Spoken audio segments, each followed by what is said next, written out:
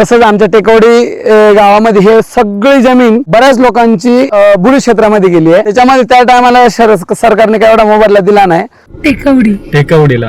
तर चला मित्रांनो आपण त्या गावाला जाऊया आपण टेकवडीला।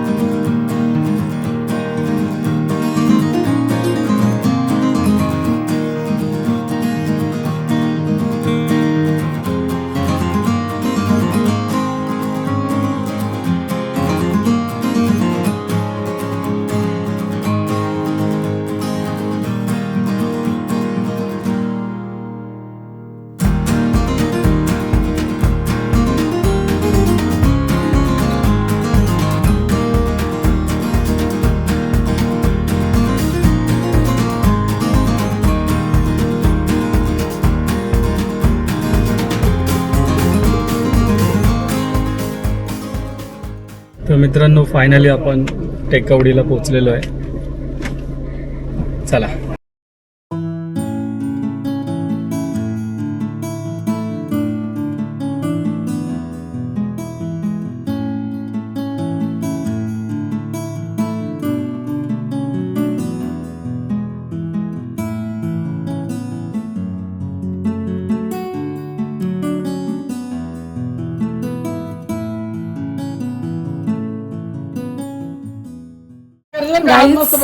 माझ्या बहिणीच्या सासरी आली आहे मी टेकवडीला आणि हा पाडाचा आंबा एक नंबर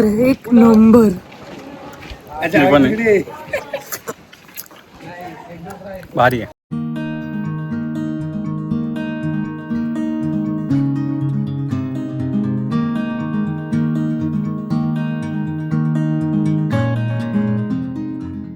मित्रांनो आपण टेकवडीमध्ये एक मोठं धरण आहे, तिकडे आपण चाललोय आता। आणि आपल्याबरोबर तुम्ही बघू शकता मम्मी पप्पा माझे सासू सासरे आणि साडू मोठे साडू आहेत आणि मुलं आहेत त्यांची।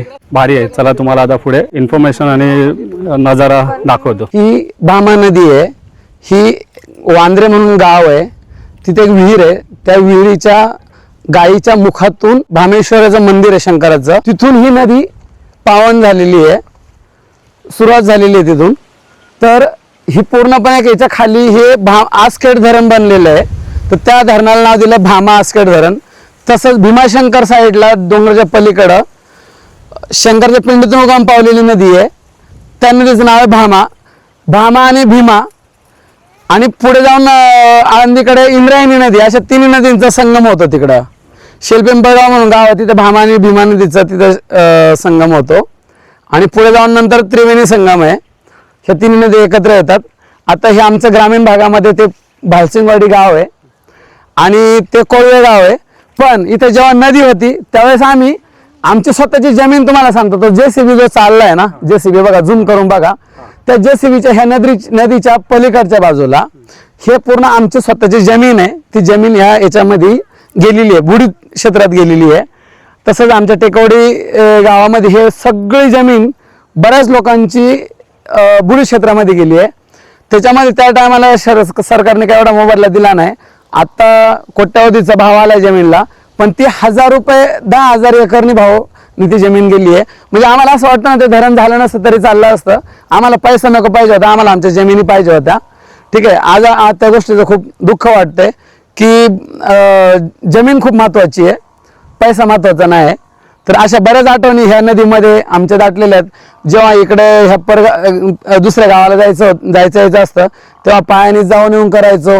आता पूर्णपणे त्या गावाला जायचं म्हणजे पूर्णपणे रस्ता नाही आहे ह्यामध्ये, त्यामुळे दोन्ही गावांची जाणी येणं असतं, ते संबंध तुटलेले आहेत। आम्हाला पूर्णपणे फिरून आंबोली मार्ग जावं लागतं किंवा इकडे करंजविरे मार्ग जावं लागतं।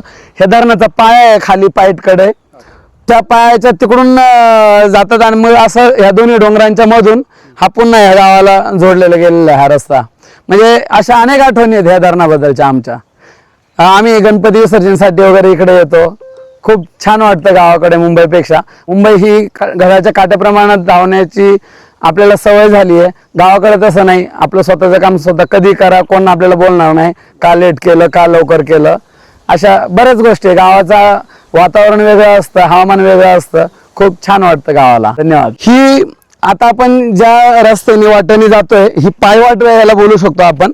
ह्या पायवाटेने आम्ही नेहमी इकडे येवले वस्ती असायची, आता ती घरं धरणामध्ये बुडीक्षेत्र गेल्यामुळे आता वरती त्यांनी स्थलांतर केले, बांधलंय. तर आमचे हे नेहमीच्या पायवाट आहेत.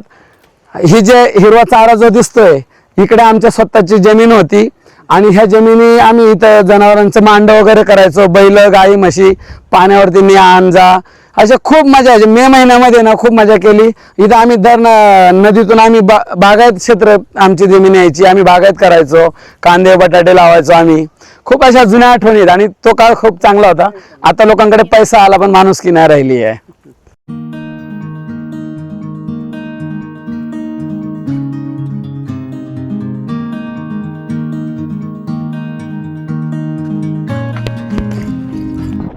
मित्रांनो तुम्ही बघू शकता आपण आलो एकदम धरणाच्या जवळपास एकदम खाली पायथ्याशी आलोय.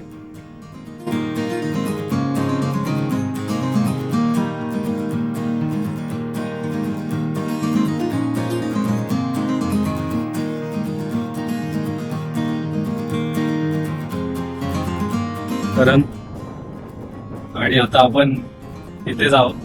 काय जबरदस्त एक नंबर वाईब आहे, पाणी पण एक नंबर आहे आणि माझ्या मागे पण एक नंबर चालू पाणी आहे. आणि आपली सगळी मंडळी बघा वरती आहे. आपण मस्तपैकी निसर्गाचा आस्वाद, पाण्याचा आस्वाद घेतलेला आहे. भारी वाटलं. तुला कसं वाटलं धरण बघ? भारी वाटलं. चांगलं आहे ना. आमच्या गावाला पण असं धरण पाहिजे होतं. हवा पण भारी सुटली आहे. आपलं गाव गेलं शेतात भेटत आपल्याला पण धरण आहे ना. तुला कसं वाटलं प्रवीण? मला तर खूप मस्त वाटलं. कसं वाटलं? एकदम छान निसर्ग रम्य वातावरण.